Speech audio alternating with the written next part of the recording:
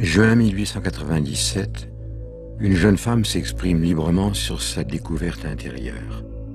Elle se sait mourante et n'a que 24 ans. Me grandir, c'est impossible. Je dois me supporter telle que je suis avec toutes mes imperfections. Mais je veux chercher le moyen d'aller au ciel par une petite voie bien droite, bien courte, une petite voie toute nouvelle. Nous sommes dans un siècle d'invention. Maintenant, ce n'est plus la peine de gravir les marches d'un escalier. Chez les riches, un ascenseur leur remplace avantageusement. Moi, je voudrais aussi trouver un ascenseur pour m'élever jusqu'à Jésus, car je suis trop petite pour monter le rude escalier de la perfection. Thérèse Martin naît le 2 janvier 1873 à Alençon, en Normandie, de deux parents qui avaient désiré l'un comme l'autre entrer en religion. Louis est un horloger au tempérament plutôt rêveur. Zélie, une dentelière qui a su profiter de la mode de la dentelle d'Alençon pour se construire un réseau de dentelières dans la campagne alentour et établir ainsi la sécurité financière familiale.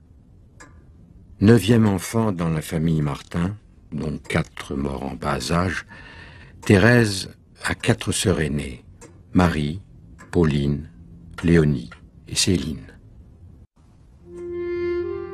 À la mort de sa mère en 1877, Thérèse n'a que 4 ans.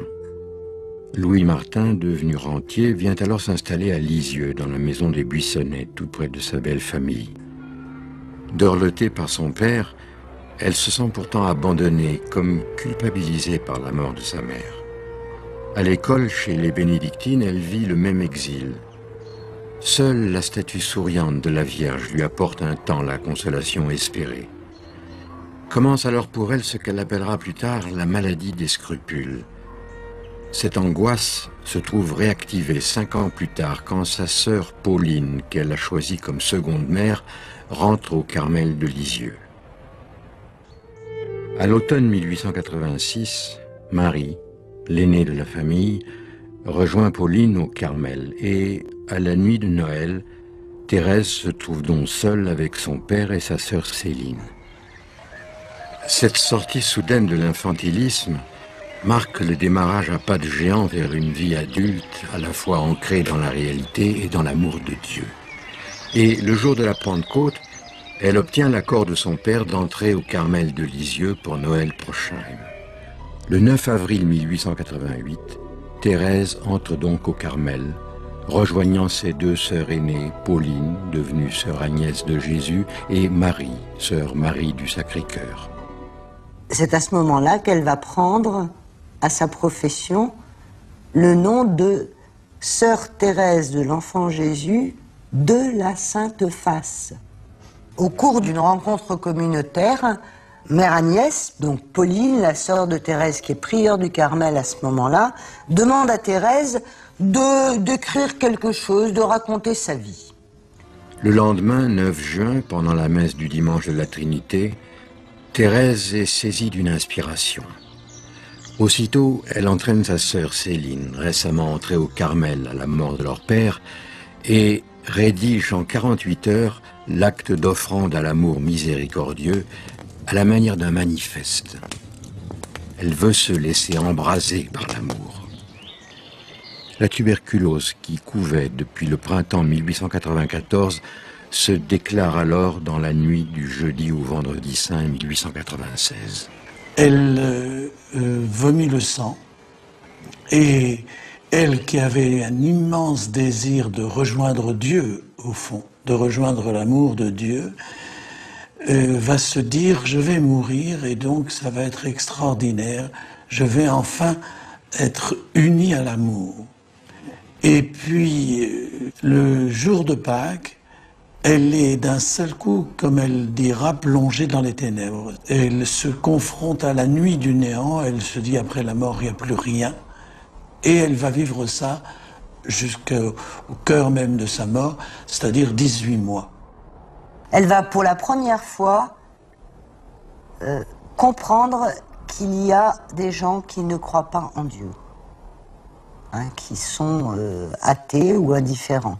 Donc elle est dans une double épreuve, l'épreuve de la maladie et de la mort qui vient, et l'épreuve de la privation du sentiment de la foi, du sentiment de la présence de Dieu.